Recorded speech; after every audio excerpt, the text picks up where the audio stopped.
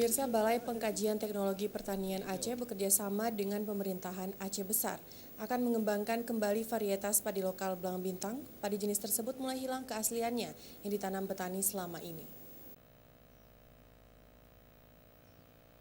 Pengembangan padi lokal Belang Bintang yang lebih luas, khususnya menyangkut dengan pembenihan persoalan serius bagi petani saat ini.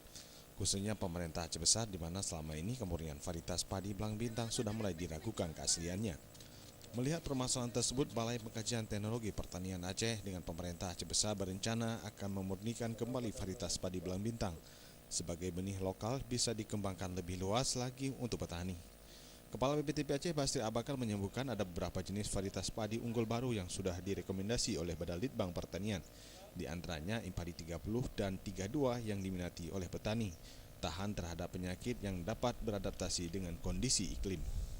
Jadi inilah bersama dengan pemerintah Aceh Besar, BPTP siap untuk membangkitkan kembali kejayaan masa lalu, terutama bagaimana kita menangani benih ini supaya tidak jadi masalah ke depan.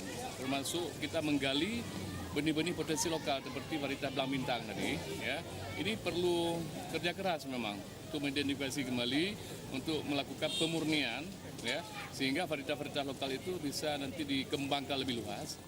Basri Abakar juga menambahkan BPTP Aceh sudah menyiapkan lahan 400 hektar di DTP Janto Aceh Besar untuk pengembangan beberapa varietas padi unggul. Dengan demikian diharapkan Aceh Besar mampu meningkatkan produksi padi yang ditargetkan 7 ton per hektar. Tim Liputan Aceh TV.